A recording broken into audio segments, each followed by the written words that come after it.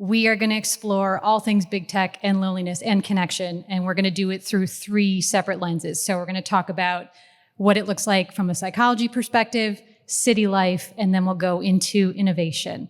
So with that, I'm going to have our panelists come join me up here.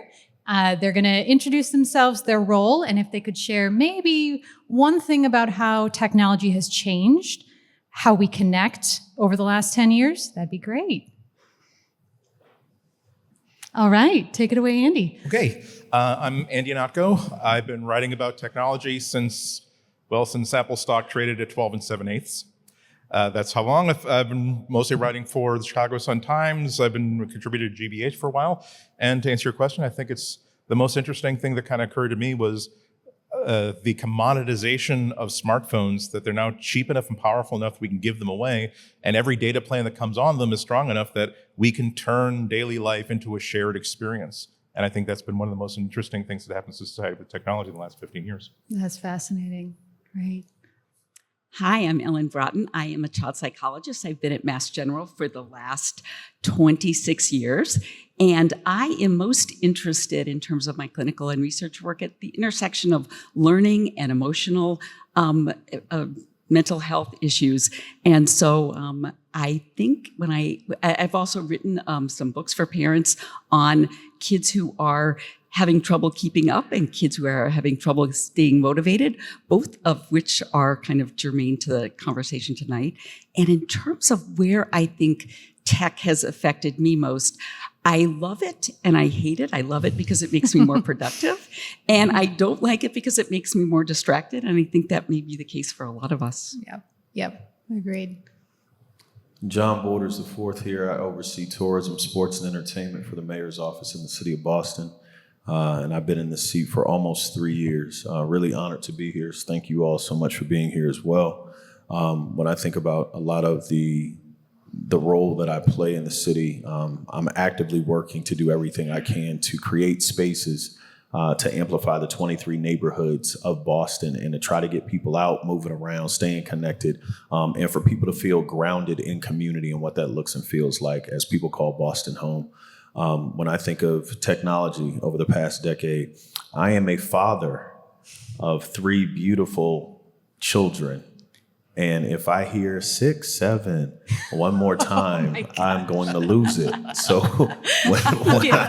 when I think of technology, my mind immediately goes, how do I get my kids off of devices, engaging with one another, being kind to one another, and really just trying to ensure that they're utilizing technology for the purposes that they should be, and that their minds aren't being corrupted and they're not being abused, and all the different things that you as a parent want to be protective of. So amplifying all the good things that tech does, but also shielding them as best I can. So absolutely. Great. Well, thank you all. Let's dive in. Okay, so we're going to start with Ellen as we dive into the psychology behind connection. So Ellen, you've studied motivation and attention for decades. Why are we seeing such a rise in anxiety and social withdrawal from younger generations? So I think there are a number of reasons, and no one single reason explains it. One of the things we have to talk about is COVID, that we saw this trajectory of increased anxiety and depression before COVID. It has only escalated since then, and I don't think we've gotten even close to a handle on it. So that's one thing. Another thing is that we have kids who are overscheduled, which we think should make them more connected, but it makes them much less connected because they're not forming relationships on their own. Kids really learn best and connect best when they're kind of bored, and they have to find things on their own, and we don't give them space to do that. And then if I had to pick just one thing that is causing a lot of anxiety and depression is that we're not getting enough sleep. And we don't talk about that enough, that sleep has really decreased. And as sleep decreases, our levels of anxiety and depression go up too. And then one other thing to kind of keep in mind is that, we sort of have an inability to tolerate uncomfortability in our society. Definitely. So some of the things that we're talking about, loneliness, depression, anxiety, some of it is absolutely real, but some of it is as parents and adults, we're not comfortable with the fact that a lot of childhood is being uncomfortable and feeling left out. And we kind of misname it as being a crisis when it isn't. So I think it is a crisis, and at the same time, it isn't. It's such a good point. You and I were just talking about this actually We before the certainly panel, were, yes. so it's come full circle, yes. And in terms of what happens in the brain at this time, what our brains are really doing as they're maturing is they are making circuits, that we're making neural networks and learning. Our brain is learning different sorts of things. And the way that we learn best is in a multi-sensory sort of way. And so technology can kind of get in the way of that, to be honest. Yeah, that's great. So back to learning, I guess, ask a question about schools. So I'm sure many of you here have seen and you guys have read that many schools are doing kind of the bell-to-bell ban of phones and devices, right? To me, that seems like a Band-Aid fix. It's a quick fix. That's not really figuring out how to teach kids better, healthier digital habits. So how do we do that? How do we start to do that? Okay, so you're not going to like what I'm going to say here, but I've been thinking about this. And I do think that teaching them healthy habits is to put away the phone during the school day. And, I started to, and the data is so clear. When we don't have a phone near us as adults or as kids, we pay attention better. We're less distracted. Yeah. And so if the whole idea of school is to learn what's there, we need to have the most distractible free, I don't know how to quite say that, environment. We need fewer distractions. When I was a kid, you couldn't even chew gum in class because it might distract the child next to you. And, it distracted the teacher. So phones are very powerful in that way. And I kind of think that we're spending a lot of time thinking about, how do we help you use the phone or not use the phone that's right next to you when we already have a solution for that, and it's just to keep us away from that. So you could talk to any sleep expert, any neurologist who specializes in the brain and the aging brain, and they would say, don't put your phone in your bedroom at night. Yeah, right. And you'll sleep better, you'll have better REM quality sleep, you'll sleep longer, you'll do something else like read. And we know that the same thing sort of happens to kids when you have phone bans in the school. And I don't think a one size fits all is right. So that is one thing. This is not just every school needs to make its own policy. Different developmental ages need different sorts of policies. But we know that kids make trips to the library more often. They read more books when the phones are banned. They do better in math. They do better in reading. In almost everything that we have measured, fewer behavior problems, they get better without having phones in the school. So I don't think the question really is, what do we need to do? We have that answer. Now we can figure out other things. And that's my sort of take on this. I love that. Yeah, that's great. Okay, last question for Ellen before we kind of open it up to the rest of the panel. What role does real world experiences, things that you can see and touch and feel, kind of play in restoring motivation and feelings of connection? So it's huge. So motivation, I sort of think of motivation as having three different parts. We've got to look at what we can do, our aptitude. We have to think about what we have time to do, what's sort of like what I call our practice time, and then the things that give us pleasure. And so all of those things are experiences that we need to have. So pleasure, we need to be able to sample things in our world to decide, oh, I like this, or this is really what makes me who I am, or what really, floats my boat in a way. And we also need to have a good understanding of who we are as a person. Like, this is what I'm good at. This is what I'm not so good at. And that's also part of being human too, is to be able to articulate that. And then we need time to sort of figure all that out. And like I said, boredom is a really important part of development, and even adult development too, where it's not just kids. Definitely. We all need some time to just putter around and figure things out and sort of incubate. So. Yeah, absolutely. Thank you. All right, I'm going to open it up to the rest of the panel. So this is for John. John, from a community standpoint, how do you see digital distraction, showing up in neighborhoods and small business life? Great question. One of the things that we're trying to somewhat get away from is to pushing, as people are being pushed into their respective neighborhoods, we're seeing the opportunity for people to really reveal what's like outside of their door. When people are being challenged to, walk to to engage in community in different ways, and they're putting down their devices. They're diving deeper into community. We're seeing that in economic spend. We're seeing that in time spent. But you have businesses who are actively working with us, working with the city, and putting out these different challenges and trying to incentivize behavior as well to continue to kind of keep people engaged. Great. Love that. And Andy, from a tech perspective, how might design choices be contributing to this? And can better design reverse it? Yeah, absolutely. I think most of the problems is that the platforms that we're given as a society and as communities, they're mostly leaning towards increasing engagement and discovery. They're not really leaning towards connection. Show of hands, who has an account on Blue Sky? Okay, just great. And if, I'll get to the point then. Blue Sky versus Threads. Threads is run by Meta, which is the company that does Facebook and Instagram.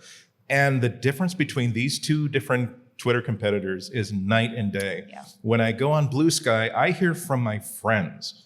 I hear what conversations they're having. And if they're getting a lot of conversation about a certain topic, then yes, that's bumped up to the top. But Blue Sky will connect me to my friends and my communities. Whereas Threads, goodness gracious, if I ever get a day where I open up that app and the first 10 aren't some sort of, I was at the protest the other day and someone insulted this thing, and these almost AI-generated clickbait things to get me to, I'm going to scroll through that. That really is what it's all about. Yeah. Connect people to people, don't connect people to algorithms. Yes, 100%, absolutely. All right, we're going to jump into city life now with John. So John, Boston's 23 neighborhoods each have their own, obviously, rich history, rich story, rich culture. What changes are you seeing in how people are showing up for local life? You kind of started to touch upon that before. Yeah.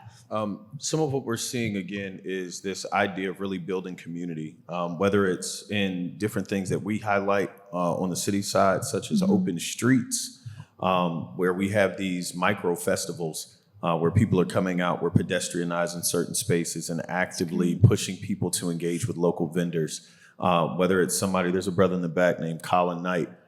He does a tour called Live Like a Local, where you're pushing people into respective neighborhoods, having them, patronize local businesses, take in local shops, eat local food. Because Boston's 23 neighborhoods, they all have their own flavor, they all have their own rhythm. There's an opportunity to amplify that. And when people step out of their comfort zone and they actually, go on this little discovery, these little breaks, we're seeing, the vibrancy come back. You're seeing people talk, you're seeing people share. And because Boston is a major market, we still, in spite of the international tourism numbers being down, people are still traveling to Boston. I mean, the U.S. is taking a hit across the board right now. Yeah. This administration is not being too helpful in that regard. But even our friends in Canada are still somewhat making trips to Boston, That's whereas great. Other cities are not as fortunate. So there are things happening on the local level, but even, and I'll probably get to this a little bit more, next summer we have a lot of major events happening here in Boston. Yes. You have the tall ships that are coming. You have FIFA World Cup that's going to be taking place. And then the semi-quincentennial, the 250th, is going to be a large-scale celebration. Boston is one of 2 cities that will host all 3 events. Wow. So there are millions of people who are going to be, ascending on to Boston and taking up our streets and pedestrianizing local businesses or patronizing local businesses, rather. So there's a lot of opportunity in the next year or so. So I would encourage you, if you are a business owner, if you're thinking about starting a business, there are some resources out there for you to be able to take advantage of as well. That's great. Live like a local. I love that. That's Colin, awesome. Put your hand up, man, so everybody sees you. Very cool. Brother's strong, man. Awesome. Y'all make sure y'all connect with this brother at the end. I don't know if he's going to stay to the end. He probably got a tour or something tonight. But very cool. All right. So next question, John. I think we all realize that we live in a world of one-click convenience. Everyone probably has Amazon packages coming every other day to their house, probably like us, especially if you have kids. But how can cities like Boston use this same innovation mindset to make it easier to connect with local businesses? Great question. We're working closely. I think Amy Cowan alluded to it. We're running a pilot program with Chillwall, where Quest Boston is a tool that we're actively using. So check out questboston.com. And we want you to be able to explore these 23 neighborhoods. Based on your interests, it will basically curate your experience, whether they are Very free and open cool. to the public events, whether there are different things happening based on your, user profile. We're also trying to incorporate certain itineraries in there based on certain people that you may, Oh, very cool. find fascinating. I won't get too far down the rabbit hole on that one, but there's a lot of discovery happening right now. So we as a city, we're actively trying to make it easier for people to patronize local businesses, for people to discover, and we're also trying to incentivize them to do the same. So there's a lot more that we're learning, a lot more that we're doing, but we want people to get out there. We have small grants that we're giving for people to throw local block parties and right. Permits come across my desk often where we're actively working to shut down and pedestrianized streets so that people can step out and meet their neighbors and re-engage because we are seeing the appetite for people, to touch the flesh, to press the flesh, to be there one to another. So how can we as a city continue to promote that? We're doing our best. I love it. I love it. I forgot about the block party. That's such a great idea and initiative you guys have. So from where you sit, how does community connection, how does that tie into economic vitality for Boston? And how do you see technology kind of strengthening that link? We can't do it without tech. Tech it's inevitable. Some things that come to mind are, I'll use an example. When I first was privileged enough to take this seat, I'm from Boston, so I'm extremely biased when it comes to Boston. I want everybody to see Boston the way I see Boston. Boston's amazing. If you talk bad about it, you just don't know what you're talking about. You got to move around. You haven't experienced it. But I think there are so many amazing hidden gems in this city that if you take the time to open yourself up to new experiences, you'll be able to experience that. One example would be we dropped something. Any music lovers in the house? Show of hands. Any people who love music? Boston has a very vibrant music scene here. And one of the things that we tried to work on is we put out a project called Dear Summer. It's a mixtape. We dropped it on June 17th, 617. Area code, Boston. Clever, See, y'all clever, rocking love with me. it. Y'all rocking with me. 6 plus 17, 23 neighborhoods, Boston. See, like we're doing it, y'all. We're doing it. But we put this mixtape project out, and I'll show you the economics in that. We put this mixtape project out to promote local artistry. So there are different artists from every neighborhood representing Boston, even some from greater Boston, 6 DJs, 17 artists. And we put out this local sound to give you a soundtrack for the summer. There are so many people, so many Bostonians who are not able to take in these large-scale concerts. You may not be able to afford to go to Fenway with a family of 5. Right. You can't go to Gillette to take in, said artist concert. But Right, can you right. go down the street and hear, Ashley play with her local band at the pub? She was on the mixtape. You heard her. We're now amplifying her as a local artist, patronizing that local business and pushing people to different locations out of their comfort zone that may be in a walkable neighborhood, that may be, a train stop away, but just getting people out of their comfort zone while also like trying to patronize and amplify. And we want those artists to see that they can build their careers here as well. You don't have to go to Nashville. You don't have to go to New York, Atlanta, LA. You can actually grow this in Boston. So for those Berkeley, those Emerson, for those conservatory students who are here and so many others, why can't I call Boston home? Why can't I stay here? So that's one of the small things that we're working on to try to, make it easier for you to enjoy this city that we love. Oh, I love that. That's such a great initiative. And that's still going on right now? It is, and I'll be able to share the link. I'll make sure you Amazing. check the link. Great. All right, I'm going to open it up to the rest of the panel now. So Ellen, from a psychological perspective, how much does feeling rooted in a neighborhood or a certain community kind of add and protect against loneliness? It's huge. Yeah. It's the number one thing. Community and family. It makes us who we are. It provides shared connections with others. It's something we are all craving. It's part of the human experience that we desperately need. So communities do that. It also provides a sense of identity. And John, you're a perfect example of this. Like it tells us who we are. Yeah, So a healthy right. community builds healthy people. And it gives us feedback into who am I? What are the things I believe in? What are the things I don't like about my community? But it provides that foundation to help us figure out who we are. The other thing that communities do very well is they help us keep control and modify and sort of regulate our own mood systems. So it helps keep a lid on how is so-and-so feeling? How am I feeling? When we are Right. connected, we tend to feel better. So there tends to be fewer incidences of, significant depression in communities that are healthy and functioning well. So it's all connected and extremely important. That's great. That's great. And Andy, from your reporting, are you seeing tech companies or platforms start to experiment with different ways to kind of reconnect people with local experiences or local community? Yeah, there's been a bunch of new platforms and old platforms have been focusing on, usually the terminology is hyper-local. Where Google wants to make sure that you're aware that, for instance, this is one of the few big platforms I think is doing something that I actually like and I think is kind of successful, where their shopping platform has been expanding for the past 3 or 4 years so that if you need a can of WD-40, yeah, you can go on Amazon, you'll get it in 2 days, but Google Shopping will say, well, actually, here's a hardware store 6 minutes away from your house. They do have it in stock. If you want, I can actually be the go-between and actually do the sale, and you just go and pick it up. Yeah. Things like that are very, very meaningful. What's less meaningful is platforms like Nextdoor and Meetup, because Nextdoor is an app that if you're in a town, it'll show what was that siren all about, and someone will tell you, I saw a coyote last week.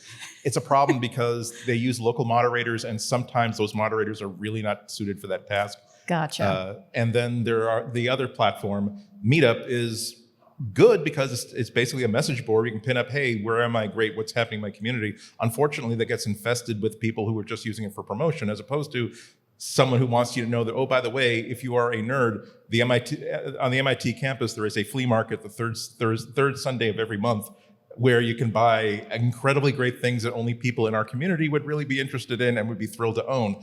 And you can't really algorithm that. You can't discover it. It has to be sort of a shibboleth. And that's why I think that some of the most important platforms for that stuff are simple things like Discord and Reddit, because they're just simply, if you're a community, come, we will just give you a platform and you can run it the way that you want to run it.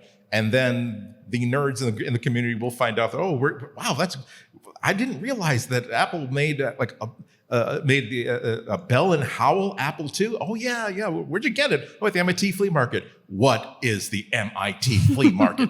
And then that's how the link gets passed around. That's the sort of stuff that I think are very interesting. Yes. AI is going to be very, very. AI, I think, has the potential to solve a lot of the problems with platforms like Meetup and Nextdoor, and that's why, as always, AI is the cause of and solution to a lot of problems. But we're not going to find out for another few years yet. Fair. And Discord, just to jump on that for a second, didn't it start as a gamer site? It was a gamer chat phone. Yeah. Okay, right. But now it's really expanded into more kind of community focus. And it's just basically create a community platform for your community that is not open to the public. It's open to whoever you decide to let into the community. Some of them are great. Some of them are not great. Like Reddit, the great thing, the democratization of a good platform is such that once the people who are running that subreddit for that community become jerks, well, guess what? All the people who don't like it will create their own subreddit or create their own Discord. Right. And the problem tends to solve itself. Right. Humans are the solution usually, not technology. I love that. Yes. Okay, now we're going to shift to our last section, over to Andy with technology and innovation. So, Andy, you've been covering tech for decades, right? How did we go from tools that helped people to connect to ones that just keep us endlessly scrolling? How did that change happen? It really is like what I said before, that the major platforms are all about connections and connections to the platform as opposed to connections to people. We forget that the golden age of the internet, if there ever was one, was based on the idea of we're just going to create open standards. And if you want to communicate with each other, here is how you can create a web server and go and do wonderful things with it. When early versions of social media were created, such as Usenet, such as bulletin board services, even things such as CompuServe, that are charging you money to connect people to people, it was all about the more successful I as a platform am at connecting you to other people of like interests or communities, the more likely it is that you're going to continue to give me $10 a month to do that. So I'm going to help you connect with other people. Unfortunately, data is the opiate of platforms. They are addicted to it. Once they start metering how people are engaging with that platform, they start figuring out how can we fine-tune our algorithm to get people to keep scrolling. And this is where scientists such as yourself are contributing so much knowledge to this, that it's not just simply, oh, we accidentally discovered that, hey, well, if we have a blue background on this, people will engage with it more. It's like, no, we know exactly when to hit you at the most vulnerable moment to give you that dopamine hit to get you to keep on scrolling. And that's where everything starts to really collapse and fall down. So long as we continue to understand this is about people towards people, so long as we are not ruled by investors, the opiate of investors is growth, where you can't say, hey, I created this platform, we are doing extremely well, we're returning money to investors, we are growing 6% every year, and there doesn't seem to any end to it. There is going to be a market, and an analyst says, yeah, we expected you to grow 9%, and therefore we are downgrading your stock.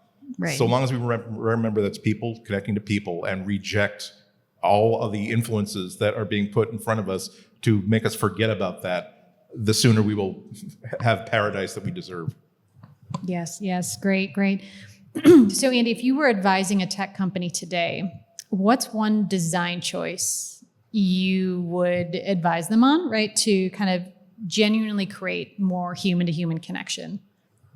It wouldn't be one thing. Like, have you ever been driving around, or God forbid, you have an appointment like at a medical office or a law office or at a bank, and you pull into the parking lot and you look at the building, you look at the shape of the roof, and you're like, that was originally a McDonald's.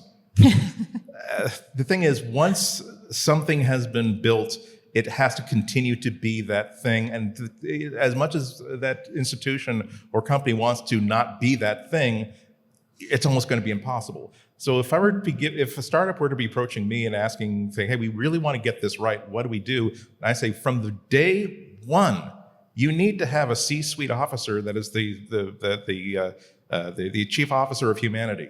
You need to have an ethics program that's built in from the ground up. You need to have company officers that have to basically give a check mark on any change to the algorithm and any new change to the feature, and has veto power, or at least a strong vote against it. Because you have so many platforms that, I'm going to try not to say, oh gosh, this platform, this company is evil. I think all of you are thinking of at least two companies that I could be putting into that slot. But the thing is, oftentimes they themselves, I've spoken to people who've had 18 years at these companies that are like, we are horrified and shocked, or at least some of us are horrified and shocked that our platform is doing so much damage, and we are working so hard to fix it. But we can't, because this building was originally a McDonald's and it wasn't designed from the ground up to make those things happen. So the system will fight against their attempts to do change. So again, the first advice I would give them is that, again, at the top level up, you have an ethics policy, and that ethics policy has teeth and it's important. And you tell yourselves, this is what we're supposed to not do with every product that we do, every change that we make. You can make a lot of money. Maybe you can even do changes that are not necessarily in the interests of your users as opposed to the interests of your shareholders, but there has to be that firewall that says that this is a line we will not cross. This is a huge problem and we need to fix it before we put it in front of people. Right. Great. All right, Andy, last question for you. What, when you look at new technologies, right? So obviously AI is a big one, new social platforms, new UX, all of that. What gives you hope that we're moving towards somewhat of a healthier digital culture? I think the simple fact that there is still competition, that there are, when Twitter went very much south, that's when we got blue sky. And not only did we get blue sky, we got this new concept of a thing like Twitter called, well, what if we create this open standard called the federated content, which means that it doesn't, you can get your quote Twitter feed unquote without having to connect to Twitter. If you don't like the way that this one server is processing your feed, you can connect it to this other server that will process it differently. Turn each one of these tweets into something more like email, where it's not something that is controlled by any one entity. It's just a protocol for bouncing it between users. And that's always been one of the very, very true things throughout the 25 or more years I've been writing about this sort of stuff. Yes, there's always companies that want to do things in a very proprietary and controlled way, but there is also the community that says, what if we created an open source version of this where no one owns the code and we're going to share it? Even Google, most of the AI platforms, as dangerous as they can be and as great potential as they can be, Google has the Gemini platform, which is their stellar, boy, this is the top of what this technology is capable of. But we also have an open source version that's based on a lot of the same machinery called Gemma. So if you want to build your own AI platform or take in a different direction, take the source code. Yes, we have the copyright, but we are giving you a license that says you can make as many derivative works as possible. You can see how it works. You can change it.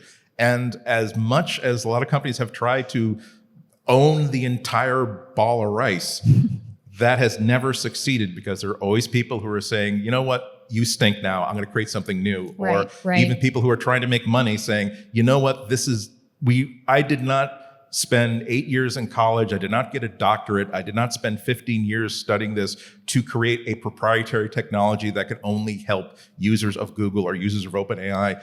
I created my dream was to change the world in a positive way. And part of that is insisting to my company that we are going to open source parts of this so that we can help people with this. I love that. Great. I'm going to open it up to the rest of the panel now. So John, how could cities and local governments help accelerate this type of responsible innovation?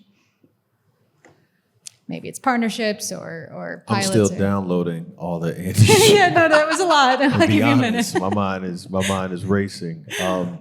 Ask me the question one more time. Yeah, no worries. So how can cities and local governments help accelerate these types of responsible innovations? Maybe it's pilots, maybe it's partnerships, something like that. Great question. I think we start by listening. As Andy shared, cities are run by people. There's a human connection. If we listen and we're paying attention to what the market wants, then I think we can make more informed decisions. Yeah. There is an appetite for pilots. I've already shared running a pilot with Chilwell around Quest Boston. Other departments are doing similar work. And when those corporate partners are there and there's an appetite, we're able to lean in at faster rates. But I think there's a lot of discovery, but a lot of listening, and it starts with people. Yeah, I love that. A lot of listening. I agree. And Ellen, can technology, so totally different question, right? So can technology ever genuinely complement human connection, or is it always at risk of replacing it? I mean, the simplest answer is yes. Of course it can. It does. I mean, technology has made our life better in many, many ways. I think the thing that we have to watch out for as, the developing person is that education is oftentimes one of the areas that will just grab technology without really thinking about it. Yes. And when Andy was talking about things like each company having its own ethics person, or we also need people on that side knowing about human development, which we really don't. Yep. We really don't think a lot about, here's this app. How is it different for a 12-year-old versus a 16-year-old versus a 22-year-old? Right. What are the risks? What are the benefits? We never really think about that, at least to my knowledge, really. Right. And so that's where, of course, it can be helpful, but we're not always thoughtful on either side. I think that the people who conceive of this and those of us who are really eager to put it into place. So I think that's where we need to be. Right. Yeah, absolutely. I agree. Great. So as we wrap up our time together, I would love to end on a more kind of positive, forward-looking note. So we've covered a lot of the challenges. We talked a little bit about kind of what's possible, but let's dig into that a little bit more. So question for the entire panel. If you could all, redesign one thing, whether that's a school system or a city block or an app, or maybe even just a daily habit, it's a big question, I know, to help people reconnect, what would that be? Let me see. I'm going to go. Yeah. Oh, I'll go Ellen. first. Okay, great. Mine is so simple, though, and you guys have such great ideas. Mine is simple. Take the phones out of the bedroom. Now, do I have my phone in my bedroom? I do. But this is truly, our lives would be better from young to old if we did that. And I also think there's a lot of compelling data to keep computers out of bedrooms for kids. When we find a child who's sort of gone down the wrong path and we've been very worried about them, a lot of times it starts on screens alone in their bedroom. So I don't really feel kids have that capacity to be able to self-monitor. At least most kids don't. So get those screens out of the bedroom and into places where the rest of the family is. Yes, I love that. So no screens in the bedroom. Yeah, I suppose that I would say that there are settings. 5 years ago, for some reason, both Apple and Google both realized that maybe we should have this set of features called digital well-being. And that became, we're not going to try to put out a product that does not have a great suite of digital well-being features, and then they kind of forgot about it. But those features are still on your phone, and they're worth taking a look at. But the thing is, I totally agree with Ellen that a lot of it is really just about making sure that you keep technology in its place. There's a reason why, people like oftentimes look at my wrists and say, "Oh wow, what kind of watch is that? Is that the new Apple?" Like, no, this is a $28 Casio watch, because I absolutely do not want to have notifications or anything like that on my wrist. I will say that 2 things that I did to change my life, or maybe one combined thing, that has really, not that I was Captain Lonely, but I realized how much more engaged I was with people in general in my community, is when I realized life, much of it needs to be experienced at walking speed and at eye level. By that I mean that the more time I spent walking to the market, walking to the library, walking to a store, experiencing the world around me at the level of a 5'7.5" man, at about 2.5 miles per hour, that's when I start noticing that, oh wow, why is there trash here on the sidewalk? That's when Sunday, I had one of the most social days in my life, and it was only because in the previous 2 weeks of walking around, I'd seen a whole bunch of signs for, oh, by the way, the costume flotilla in my little seaside community, that's on Sunday. Oh, great! I'll take a picture of that so I remember that. Like, oh wow, there's this yard sale of this house. Okay, I'll take a picture of that. Like, wow, the library's having a big anniversary. Okay, well, I should take a picture of that. The more you slow down and experience life that way, you'll meet a lot of interesting people. You will feel connected to your community.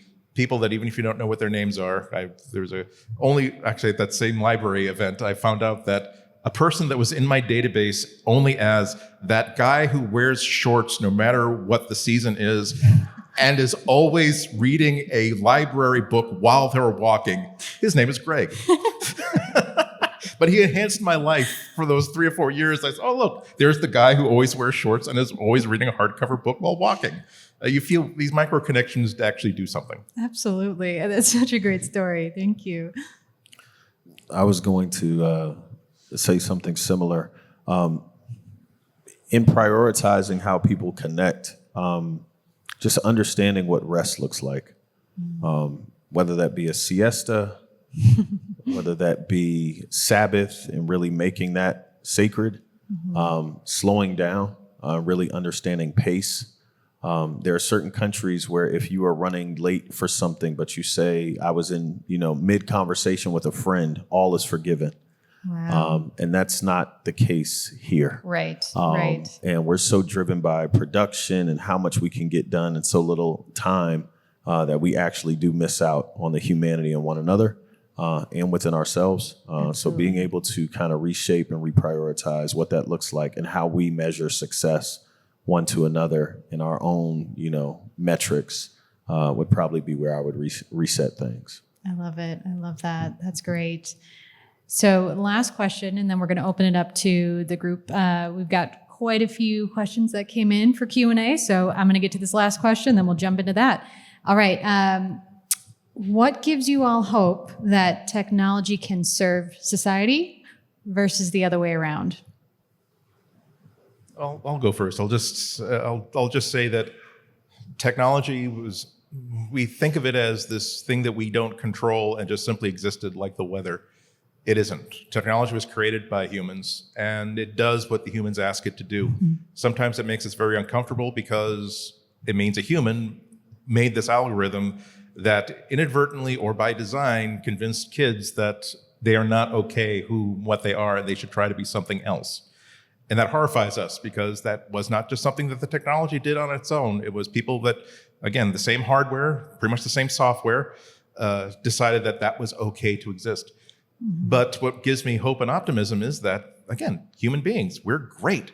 When we don't like something, we do have the power to change it. As much as it's really difficult to release an app without getting permission from Apple or Google, we still have the permission. Technology will do what we want it to do. And over the arc of history, as disturbing as it has always been for anybody in any era of society to look around and think, oh my God, things are the worst that they've always been. When we have the ability to look back 10 years, 50 years, 100 years, 1,000 years, we can only see that the arc is trending upward. And that was because humans wanted that. Yeah. And that's why I'm always a data-driven optimist.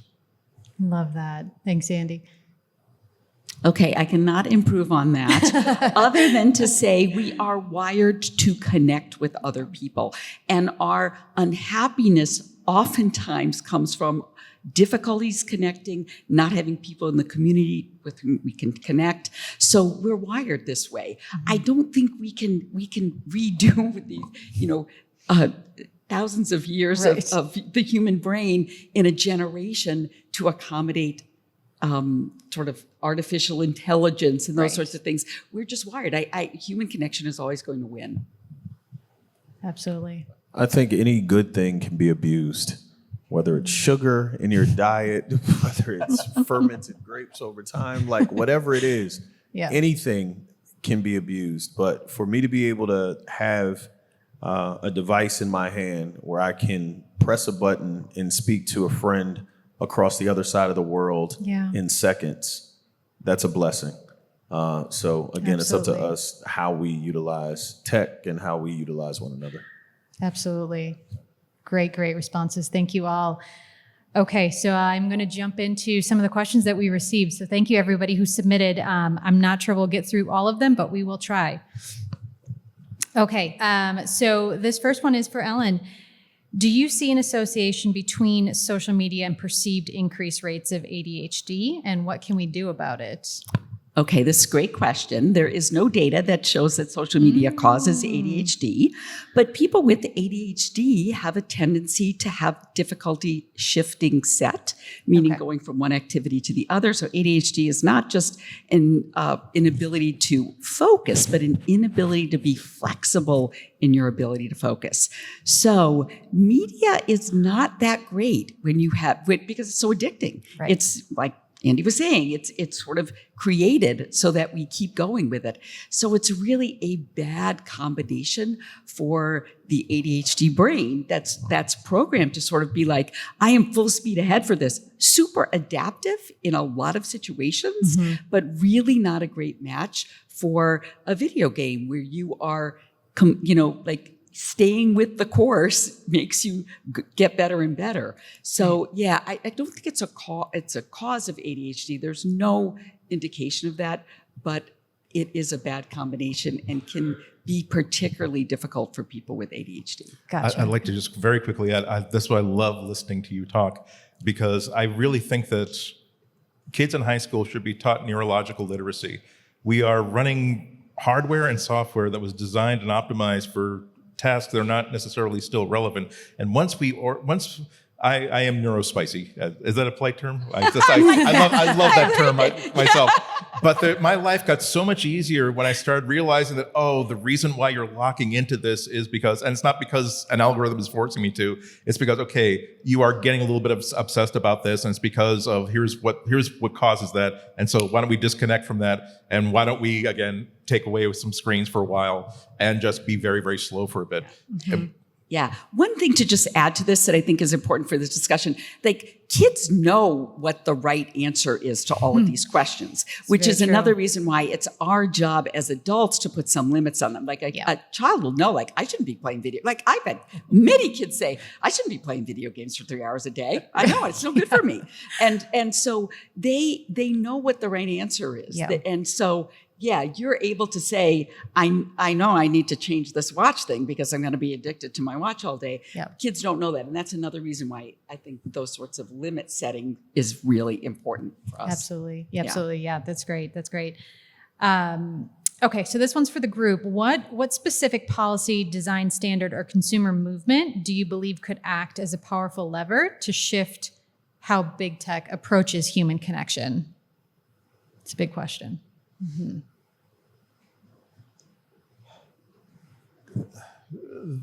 You cut off. You kill an animal by cutting off their oxygen. You kill a company by cutting off their funding. And so basically, I hate to be as dramatic as that, but that really is the only solution that works.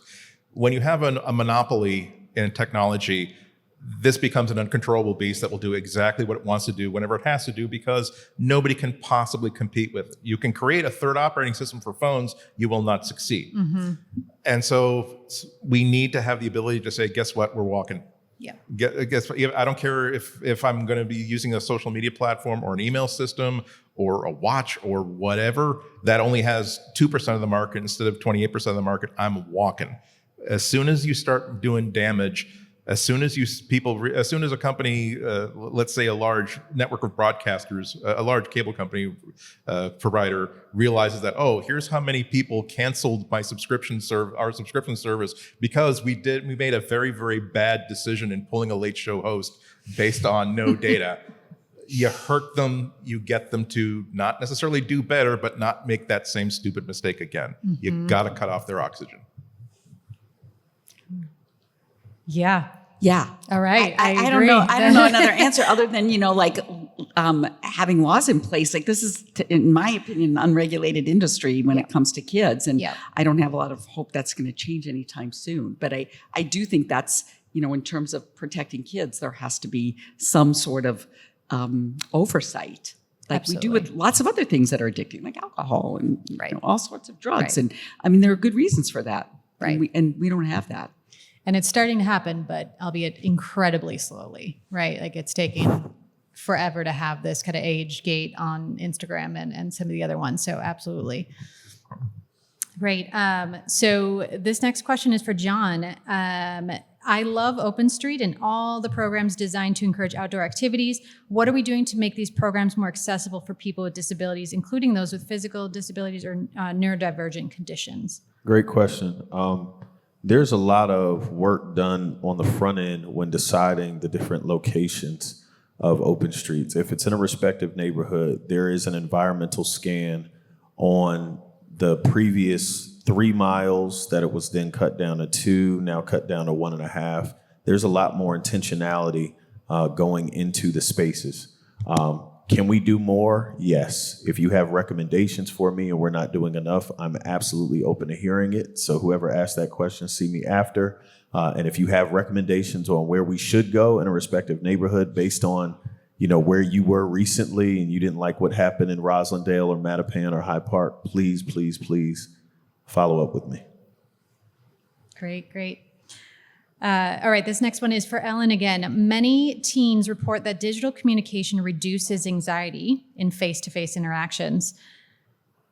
Is this a helpful bridge, or does it hinder their ability to build resistance for offline social life? So tell me again, the beginning of that, many teens report. Yeah, many teens report digital communication reduces anxiety versus in person, right? So the question is this a helpful bridge, or is it actually hindering them? You know what? That's a hard question to ask because it's not an all or nothing thing, is what I would say. In some instances, it can be a way into a more enriched social connection in person. And so that's wonderful. If it's the only way they're communicating, it's not wonderful. So this is another one of those things where we have to look at, and where is it helpful? How is it helpful? We have to help that teen identify whether that what they feel is helpful really is and when it's not. So I don't think it's an all or nothing thing. And I think it can be, for some neurospicy, I like that. Kids, it can be a way of connecting with other people in their social network, but it can't be the only way they're connecting in their social network. And I think that's where we as adults don't really have the tools to be able to help them make that bridge. So a bridge is right, but it's got to be a bridge someplace else. Right. It's really complicated because you need to, kids have to find their people. And I'm going to speak from personal experience. My people were not at Thurston Junior High School. They made that very clear to me that I was not one of their people. But I found my people thanks to the fact that I had a modem and I could basically be on these message boards. But on the other hand, so I'm a big advocate of making sure that kids can find their people and realize that, no, you're not a freak. You will find, at some point, you will not live in this town anymore, and you will find people who value you and think that, you have something to contribute. On the other hand, I don't know any. All I know about teenage brains is that they're very, very squishy at that point, and you need to make sure that they're having the experiences they need to have, so that when it finally sets in their mid-20s, they're okay for the rest of their lives. Exactly. So if their only diet is communicating on message boards and those sort of things, that's not an adequate diet to form those important relationships when you are 28 years old and all you've had is those sorts of connections. It's just not going to work. And it's different. When you're right, that key though is really important. We have to find our people. We have to figure out who we are. What are we good at? What really gets me up in the morning? That is what's missing. And technology can help with that, but it is not the solution to that. Right. Can't be the replacement. Absolutely. So one more question kind of along this similar thread here. Many parents feel like hypocrites when they tell their kids to get off their phones while they're glued to their own. How can parents model healthier relationships with technology without needing to be perfect? And what's the most important mindset shift for families? I mean, this is so simple. You just have to put down your phone. Like, again, it's sort of like, what's better for measles other than giving everybody the vaccine? It's sort of like that. Do you know what I mean? Like, we've got an answer to this. It's just don't use your phone so much. So no phones at the dinner table, period. No phones in the bedroom, period. Those sorts of things are modeling good behavior for your child. And then, like we use our phone to call grandma. We want to talk to our friends. We like John was saying, it's like we've got a miracle in our pocket. So it's like, how do we use that but not abuse it? So it's really, it's not any more complicated other than like, I've got to take my phone out of the bedroom too if I want them to have theirs. Right. Right. Maybe which is hard. I mean, it's really hard. Exactly. Maybe the parents will have a better life too if they realize that, look at what they're doing and say, maybe I can do without this for 8 hours before bedtime time. Yeah. And it was easier when my kids are older now, but when they were little, phones were just starting. So, we all just put our phones in at the charger because it was like, a big deal, charge your phone at night. And so we all left them in the kitchen. We all had like clock radios still. And we're so addicted to them that it's so hard to put them down. And we've got to find other ways of being able to wake up in the morning without our phone. And bring back the clock radio right in the bedroom. I mean, clock radio. Very quickly, because I'm very excited by this conversation. That my goodness, Gen X, we were so lucky that it didn't start becoming a problem. It didn't, a very big problem. It didn't become an algorithmic issue. Users did not start becoming a beleaguered and exploited community of people until after I was 25, 26, 27. I had all the skills I needed to say, why am I seeing all this baloney in my feed? That's nonsense. Or I just spent 3 hours on this phone and I've got nothing out of it. You know what? New rule, I'm turning this off at 6. We are so lucky that the gate opened up. We were able to play in the land of Oz. I'm not talking about the one from Wicked. I'm talking about the one from the movie where everything's nice and happy. And then the gate slammed down again and it became a survival issue for children. And that upsets me a great deal. Yeah, it was like when Instagram first started, you got to the end of Instagram. Congratulations, you finished Instagram. And now you never run out of things. So you're like, sort of like, okay, I'm done with Instagram for the day because I saw everybody who I knew. You know what I mean? Yeah. That's right. That's right. All right. So switching topics. Okay. Digital wellness is becoming a marketing buzzword. I mean, admittedly, I have used that countless times now over the last 6 months. How can we tell the difference between products that are genuinely designed for connection and those that use wellness just to capture a new market? And really, what are the red flags and green flags to look for? Beware of black boxes. They basically engage with us. We're not going to tell you why we're showing you what we're showing you. We're not going to tell you why you're seeing what you're seeing. Trust us that we've got your best interests at heart. That's not going to work. Make sure that you're in control of your usage and you don't feel as though I wanted to do it this way, but it's giving me this instead. I'll just roll with it. You have to have that external monitor that's watching yourself over your shoulder at all times. And generally, any platform that says that, hey, we're here to help people, be awfully suspicious. Be suspicious. Okay, yeah. All right. So the next one, I mean, we talked about a few times, but I'll just state it again here. Tech companies are financially incentivized to keep us apart. Outrage on social media leads to engagement. Dating apps lose a customer if you find a relationship. Those were 2 examples. How can we financially incentivize big tech to connect people? That's out of Okay, my. The money part is out of my area of expertise. Again, reject. You don't have to use this platform. I'm an Android user, and all my friends use iPhones. And I continue to use an Android user, even though they give me crap about, oh, here comes the green bubble again. Well, I don't want that experience that Apple is giving. I love Apple. All my other stuff is Apple stuff. But it's like you have the power to resist. Do not engage in companies that are not. Remember that you should be the ruler of this experience. You should not be the vassal or the serf of this experience. And usually, if you take that one step back and take a look at the behavior they're expecting out of you, their intentions become very, very clear. That's great. All right, Andy, one more for you here. How could AI developers make sure that the artificial ease of AI human interactions don't end up replacing or stunting social skills built through some awareness and discomfort necessary for human interaction? AI, unfortunately, is the ultimate black box. Not even the people who develop AI understand what's going on inside there. It is. I will try to collapse what would be a very long discussion to something that's very, very simple. But you feed an AI model information, and it develops a way of producing tokens and connections between the information it has gathered.